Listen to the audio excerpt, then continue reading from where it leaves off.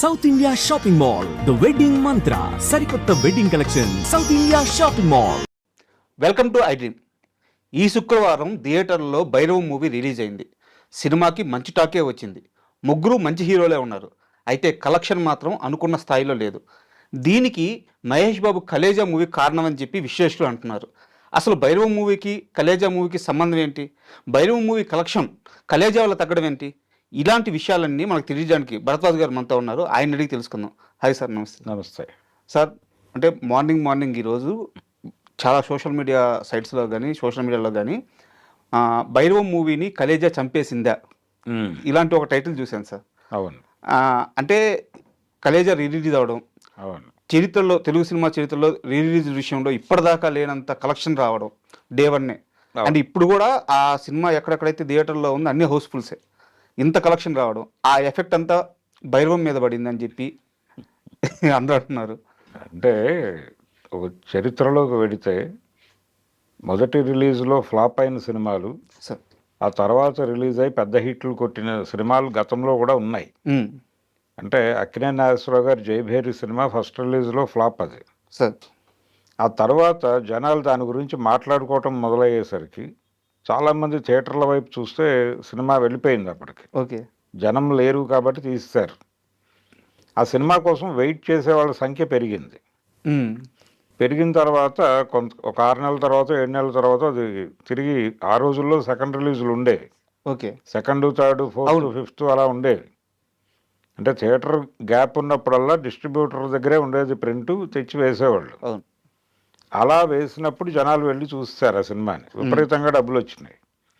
అలాగే ఎన్టీ రామారావు గారి కన్యాశుల్కం సినిమా మొదటి రిలీజ్ అయినప్పుడు ఫెయిల్ అది. ఓకే, ఆ తర్వాత రిపీట్ రన్స్లో విపరీతంగా డబ్బులు వచ్చినాయి. ఇలాంటి చరిత్ర ఉంది ఒకటి. అంటే సినిమా గురించి మౌత్ పబ్లిసిటీ స్ప్రెడ్ అయ్యి చూడాలి అనేటువంటి ఇంట్రెస్ట్ పెరిగిన తర్వాత సినిమా రిలీజ్ అయితే వీళ్ళందరూ థియేటర్కి వెళ్ళిపోయేవాళ్ళు. కలేజా విషయంలో కూడా జరిగింది అదే. అంటే ఆ సినిమా ఫస్ట్ రిలీజ్ అయినప్పుడు కనెక్ట్ కాలేదు, ఫెయిల్ అయింది. ఆ తర్వాత అది యూట్యూబుల్లోనూ విడివిడిగా సీన్స్ కట్ చేసి పెట్టిన సందర్భంలోనూ అది చాలామందిని కనెక్ట్ చేసుకున్న తర్వాత వీళ్ళందరూ కూడా అరే ఈ సినిమా మనం ఎందుకు మిస్ అయ్యాము అనేటువంటి ఒక జనరేషన్ అంతా ఫీల్ అయ్యారు. అవును. ఈ ఫీల్ అయిన వాళ్ళకి అవుట్లెట్ టీవీ ఛానల్స్, టీవీలో ఆ సినిమా వచ్చినప్పుడల్లా మంచి టీఆర్పీలు నమోదు చేసింది. అవును. అలాగే ఆ సినిమా ఎక్కడ పెట్టినా సరదాగా కాసేపు చూద్దామని వెళ్ళిపోవటం అనేది ఒక వ్యసనంగా మారింది. ఓకే. ఈ వ్యసనంగా మారిపోయినటువంటి టైంలో థియేటర్లో సినిమా అనేసరికి దీన్ని ఒకసారి థియేటర్కి వెళ్ళి చూద్దామనేటువంటి క్యూరియాసిటీతో జనాలు కదిలారు. అంటే విచిత్రం ఏంటంటే ఇది యాక్చువల్గా మహేష్ బాబు అభిమానులు యూత్ కదిలింది అని అంటున్నారు, కానీ వాళ్ళు మాత్రమే లేరు థియేటర్ దగ్గర. ఓకే. వాళ్ళ వెనక జనరేషన్ కూడా ఇంకోటి ఉంది. అంటే ఇప్పుడు థియేటర్ల దగ్గరికి వెళ్ళినటువంటి జనరేషన్ తండ్రులు తల్లులు కూడా అక్కడ కనిపిస్తున్నారు థియేటర్ల దగ్గర. అంటే 2 జనరేషన్ల ఆడియన్స్ థియేటర్ల దగ్గరికి మోహరించారు. ఇది ఆ సినిమా క్రియేట్ చేసుకున్నటువంటి ఒక ఇమేజ్. ఆ సినిమా తనకి తానుగా క్రియేట్ చేసుకున్న ఇమేజ్తో ఇప్పుడు ఆడియన్స్ని థియేటర్లకు రప్పించుకోగలిగింది. కానీ భైరవం గొడవ వేరే. ఈ ఫ్లో వలన భైరవం దెబ్బతింది అనేటువంటి పరిస్థితి కనిపిస్తోంది, కానీ భైరవం దాని పద్ధతిలో అది ఉంది అంతే తప్ప దీనికోసం పక్కన పెట్టాలి అని ఎవరు అనుకోవడం లేదు. అంటే ఇప్పుడు మీరే అన్నారు సార్, మీడియా అంది. మీడియా అనటం అంది అంటే జనాలు అక్కడ కనిపిస్తున్నారు. అవును. ఇక్కడ కనిపించాల్సినంత కనిపించడం లేదు. అవును.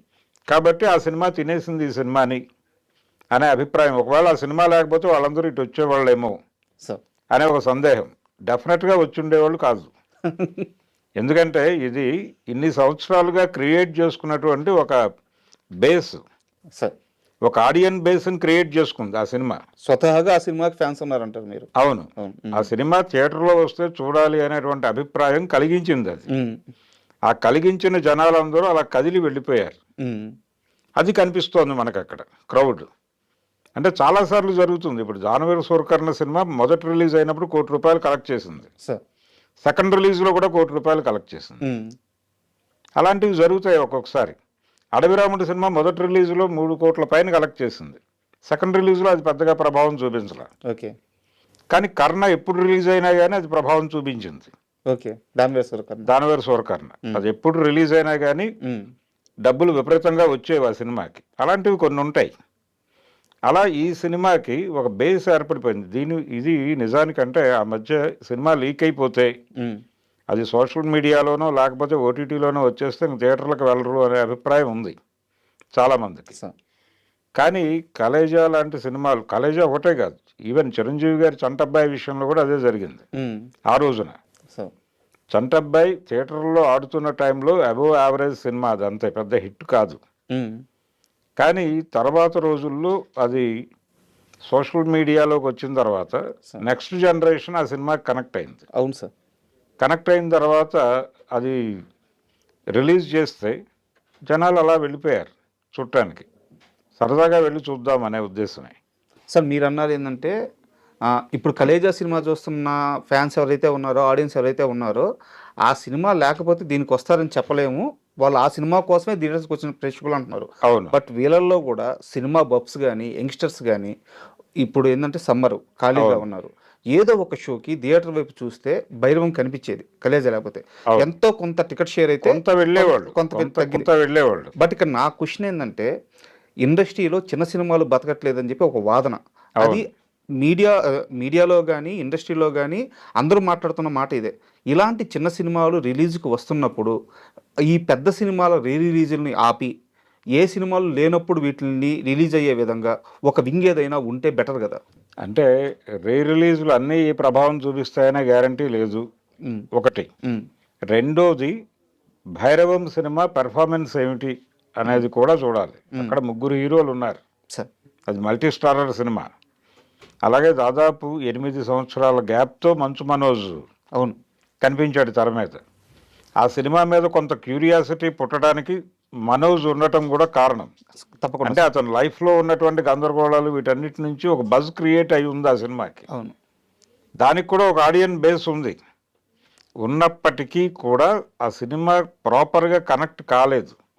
అంటే చాలా కష్టపడ్డారు. అది తమిళ నుంచి రీమేక్ సినిమా అయినప్పటికీ అందులో ఫిలసాఫికల్గా చెప్పాల్సిన కంటెంట్ని ప్రాపర్గా, అంటే రైటింగ్ సైడ్ కొంత ఇబ్బంది ఉంది ఆ సినిమాకి. రైటింగ్ సైడ్ ఉన్నటువంటి ఇబ్బంది, అది ఫిలసాఫికల్గా సినిమాని కనెక్ట్ చేయాల్సిన సబ్జెక్ట్ అయినప్పటికీ అది ప్రాపర్గా కనెక్ట్ కాలేదు. అందుకని బయటకు వచ్చిన ప్రేక్షకుడు ఒక పాయింట్గా సినిమా గురించి ఏం చెప్పాలో చెప్పే పరిస్థితిలో లేడు. ఓకే. అందుకని మీకు రివ్యూస్ ఇవన్నీ కూడా మిక్స్డ్గా నడవడానికి కారణం అదే. ఓకే. అంటే స్నేహము ద్రోహము ఈ 2 లైన్స్లో నడిచే కథ అది. ఆ రెండిటి మధ్య అది ఇలా మారటానికి ఉన్నటువంటి ఒక తాత్వికమైనటువంటి గొడవ ఏమిటి అనేది ఎక్స్ప్లెయిన్ చేస్తూ ఒక డైలాగ్ ఉండాలి కదా సినిమాలో. ఖచ్చితంగా అది లింక్ కూడా, ఒక థీమ్ డైలాగ్ ఉండాలి కదా. ఆ థీమ్ డైలాగ్ చెప్పడానికి ఒక అద్భుతమైన క్యారెక్టర్ ఉంది ఆ సినిమాలో. అంటే నారా రోహిత్ చేసినటువంటి క్యారెక్టర్కి ఒక వైఫ్ క్యారెక్టర్ ఉంది. ఆ క్యారెక్టర్ నుంచి ఈ ఫిలసాఫికల్ లైన్ నడిపి ఉంటే డెఫినెట్గా ఆ సినిమా పెద్ద హిట్ అయ్యేది. ఓకే. అది లోపం. దాంతో జనాలు అదేదో ఒక విచిత్రమైన రివెంజ్ స్టోరీ లాగా అనిపించి, అది నిజానికి ద్రోహకాల్ అద్భుతమైనటువంటి, అంటే మార్కెట్ ఎకానమీలో మనుషులు కంపార్ట్మెంట్లుగా మారిపోతున్నారు, ఇలా అనేక విషయాలు మాట్లాడవచ్చు. అవును. అది చాలా అద్భుతమైన అవకాశం ఉన్నటువంటి స్టోరీ లైన్. ఆ బేస్ లైన్లో స్కోప్ ఉంది. మొత్తాన్ని గాలికి వదిలిపెట్టేశాడు ఆయన. కనకమేడల విజయ్ అనేటువంటి డైరెక్టర్. ఇంకొంచెం రైటింగ్ సైడ్ శ్రద్ధ పెడితే ఆ సినిమా మంచి ప్రభావం చూపించేది. ఆ సినిమాకి స్వతహాగా ఉన్న ఇబ్బంది రీత్యా 3 ఉన్నారు, అసలు ఏంటో చూద్దాం అని వెళ్ళిన వాళ్ళే వెళ్ళారు. ఓకే. అదే దాని ఆడియన్ బేస్. అక్కడ వరకే కదిలారు. కానీ కలేజా సినిమాకు ఉన్నటువంటి బేస్తో పోలిస్తే ఇది తక్కువే. అందుకని ఆ వ్యత్యాసం కనిపిస్తోంది. అది ఆ మేరకే పెర్ఫామ్ చేయగలదు, అంతకు మించి కష్టం. అండ్ ఫైనల్గా ఒకటే క్వశ్చన్ సార్, మహేష్ బాబు గారిని స్క్రీన్ మీద చూసి చాలా రోజులైంది ఫ్యాన్స్, అండ్ ఇప్పుడు ఎప్పుడు చూస్తారు ఇంక గ్యారంటీ కూడా లేదు, నెక్స్ట్ రాజమౌళి గారి సినిమా. అవును. సో దీనివల్ల కలేజాకి ఇంకాస్త రీచ్ వచ్చిందని చెప్పుకోవచ్చు. అంటే మళ్ళీ ఎప్పుడు చూస్తాము అనే అభిప్రాయం అయితే చాలా మందిలో ఉంది. అంటే ప్రతి రిలీజ్ మీద ఆ ప్రభావం కనిపిస్తోంది. అంటే రిలీజుల్లో సక్సెస్ఫుల్ కొడుతున్నటువంటి, డబ్బులు తెస్తున్నటువంటి సినిమాలు మహేష్ బాబువే అని ట్రేడ్ వర్గాలు చెప్తున్నాయి ఆల్రెడీ. అవును. కారణం ఇదే. ఆయన బ్లాక్ అయిపోయి ఉన్నాడు, ఇప్పుడు కనీసం ఒక 3 ఏళ్ళు టైం పడుతుంది. కాబట్టి మనం మహేష్ బాబుని తెర మీద చూడాలంటే రీ రిలీజ్లే. అంటే ఇది గనక వర్కౌట్ అయితే ఈ 2-3 ఏళ్ళు నడిచిపోతుంది ఎలాగూ. ఆ సినిమా రిలీజ్ అయ్యే వరకు అవును రీ రిలీజుల మీదే మహేష్ బాబుని చూస్తారు. సో ఇది మొదలైతే రాజమౌళి సినిమాలో బుక్ అయిపోతే ఏ హీరో అయినా కానీ అతని సినిమాలన్నీ రీ రిలీజులకి ఒక లైనప్ రెడీ చేసుకుని పెట్టుకునేటువంటి ఒక సెంటిమెంట్ ప్రొడ్యూసర్లోను డిస్ట్రిబ్యూటర్లోనూ తయారయ్యేటువంటి ఛాన్స్ ఉంది ఇప్పుడు. అందుకని కలేజా సినిమాకి సంబంధించి ఆ రోజున దానికి డబ్బులు పెట్టిన వాళ్ళు కానివ్వండి, లేకపోతే ఆ సినిమా గురించి మాట్లాడిన వాళ్ళు కానీ వాళ్ళందరూ హ్యాపీగా ఉన్నారు ఇప్పుడు. అవును, కళ్యాణ్ గారు ఇంటర్వ్యూలు ఇస్తున్నాడు కదా, మాట్లాడుతున్నాడు కదా, చాలా హ్యాపీగా ఫీల్ అవుతున్నారు, చాలా హ్యాపీగా ఉన్నాడు ఆయన. అవును, ఆ రోజున వాంటెడ్గా మా సినిమాని కిల్ చేశారు అన్న దాకా వెళ్ళిపోతున్నాడు ఆయన. అవును, కానీ ఒక జనరేషన్కి ఒక టైంలో కనెక్ట్ కాని సినిమా అవును ఇంకొక టైంలో ఇంకో జనరేషన్కి కనెక్ట్ అవుతుంది, అయినప్పుడు అది హిట్ అవుతుంది. అదే నేను ఇందాక చెప్పినట్టుగా కన్యాశుల్కం ఆ రోజున రిలీజ్ అయినప్పుడు ఇంకా కన్యాశుల్కం నాటకం నడుస్తున్న దశ అది. ఆ టైంలో ఆ సినిమా కనెక్ట్ కాల. ఆ తర్వాత నాటకాన్ని సినిమా తినేసిన తర్వాత ఈ సినిమా రీ రిలీజ్ అయినప్పుడు అప్పుడు జనరేషన్ కొత్త అది కొత్త అయింది. వాళ్ళు వెంటనే ఆ సినిమా కనెక్ట్ అయ్యారు. అది 100 రోజులు అయింది, 175 రోజులు ఆడేసింది. సార్ ఎలాగో మహేష్ బాబు గారి ప్రస్తావన వచ్చింది, ఆయన కలెక్షన్ స్టామినా గురించి ఇప్పుడు మనం మాట్లాడుకుందాం. ఇది సందర్భం కాదు నాకు అర్థమవుతుంది, కానీ తప్పక అడగాల్సి వస్తుంది. రేపు రాజమౌళి గారి సినిమా ప్యాన్ వరల్డ్ అంటున్నారు. ఆ సినిమా రిలీజ్ అయితే దాని బడ్జెట్ ఎంతో మనకు ఆల్రెడీ అర్థమవుతుంది. సో దాని కలెక్షన్ ఏ స్థాయిలో ఉండబోతుంది?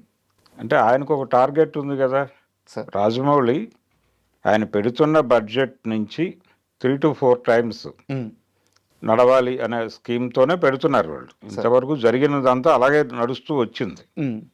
అంటే 400 పెడితే 1200 కోట్లు కనీసం రావాలి, 16 రావాలి అనేది టార్గెట్. 12 వచ్చినా పర్లేదు అనుకునే పరిస్థితిలో డబ్బులు పెడుతున్నారు. ఇప్పుడు 1000 కోట్ల సినిమా అంటే అది కనీసం 4000 కోట్లు. 4000 కోట్లు టార్గెట్, 3 వచ్చినా హ్యాపీ అన్న మూడ్లో వెళ్తున్నారు ఈ సినిమా. Thank you sir. అంటే ఈరోజు సినిమా గురించి కలేజా సినిమా భైరవం మూవీకి ఎంతవరకు ఎఫెక్ట్ అయింది, ఇలాంటి ఇది ఒక చిన్న టాపిక్ అయినా ఇండస్ట్రీలో జరుగుతున్న ప్రతి ఒక్క చిన్న విషయం కూడా చాలా ఇంపార్టెంట్. రేపు ఇంకో సినిమా ఎఫెక్ట్ అవ్వచ్చు, లేదా ఎఫెక్ట్ కాదు ఆయా సినిమా బాగుంటేనే ఆ కలెక్షన్లు వస్తాయని అదొక నిజం కావచ్చు. ఏదైనా సరే మీ అభిప్రాయాన్ని చాలా నిక్కచ్చిగా స్ట్రైట్గా తెలియజేశారు. And thank you sir. Thank you.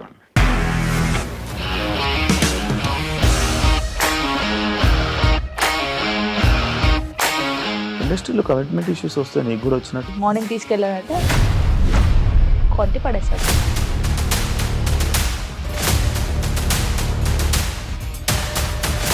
ఒక్కళ్ళు కూడా చూడలేదు ఈ సినిమా అని చెప్పడానికి కూడా చాలా ధైర్యం కావాలి. అది నిజం కదా, దాంట్లో ధైర్యం ఏంటి? ఇది నెక్స్ట్ డే ప్లేట్ మార్చేస్తే తప్పు కదా. As of now we are comfortable this అని నేను అనుకుంటున్నాను. రష్మిక గారిది మీది ఒకే ఊరు అంట కదా. నీకు కోపం వచ్చిందంటే బాగా తిట్టేత్తరా?